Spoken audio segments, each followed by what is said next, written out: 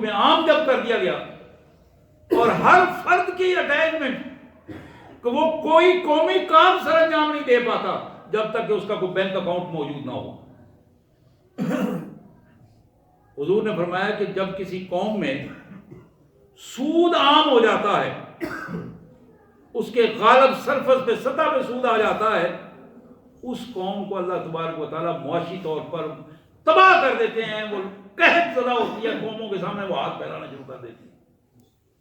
سب کچھ ہونے کے باوجود اس کے پاس کچھ نہیں ہوتا.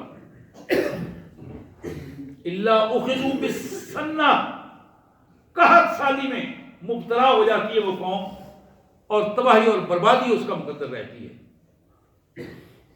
اور پھر فرمایا کہ جس قوم میں جن لوگوں میں رشوت عام ہو جاتی ہے, رشوت آپ سمجھتے ہیں رشوت کا مفہوم؟ لوگ کہتے ہیں جی کام ہو گیا یہ تو رشوت نہیں تھی نا, کام نہ ہوا تو یہ تو رشوت تھی, کام جو ہو گیا تو پھر تو چلو جان چھوٹ گئی. لینے والا بھی بڑا خوش ہے اور دینے والا مجبور ہے اپنی جگہ پہ, بلکہ بعض دینے والے مجبور بھی نہیں ہوتے, وہ مجبوری سے اوپر ہو کے اپنا دوسرے کا حق لینے کے لیے رشوت استعمال کرتے ہیں. بعض اپنا حق لینے کے لیے رشوت لے رہے ہوتے ہیں, بعض دوسروں کا حق چھیننے کے لیے رشوت دے رہے ہوتے ہیں. یعنی بد سے بدتر کیفیت جو ہے وہ پیدا ہو جاتی ہے. حضور نے فرمایا وَمَا مِن قَوْمٍ يَظْهَرُ فِيهِ الرِّشَاءُ إِلَّا أُخِذُوا بِالرُّعْبِ, جس قوم میں رشوت عام ہو جاتی ہے اللہ تعالیٰ دوسری قوموں کا خوف ان پر مسلط کر دیتے ہیں. کانپ رہے ہوتے ہیں, کانپ رہے ہوتے ہیں. اور خوف بہت بڑا عذاب ہے, فرد پر بھی اور قوموں پر بھی.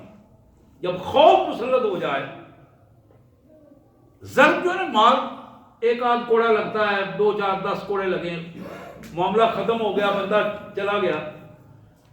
خوف ایک ایسا تسلسل ہے جو بندے کو مسلسل ذہنی اذیت میں مبتلا رکھتا. راتوں کو نیند اڑ جاتی ہے, دن کے کاروبار ختم ہو جاتے ہیں. خوف کی یہ کیفیت, اور یہ خوف کی کیفیت کیوں ہوتی ہے؟ جب معاشی بے راہ روی عام ہوتی ہے, رشوت عام ہے, سود عام ہے. پھر حضور نے فرمایا جس قوم میں رشوت عام ہو جائے اس قوم میں کیا کہا تھا جی میں نے, رشوت عام ہو جائے تو کیا ہوتا ہے؟ خوف مسلط, اللہ اخذوا بالرعب, لوگوں کا, غیر قوموں کا خوف. امریکہ, برطانیہ, کینیڈا مار دیں گے, رشیا, ان کے خلاف بات نہ کرو, ان کے خلاف بات نہ کرو, کفر کے خلاف بات نہ کرو, یہودیت کے خلاف بات نہ کرو, باطل کے خلاف بات نہ کرو, سر جھکا کے چلو. اخذوا بالرعب, روب کے نیچے آ جاتے ہیں.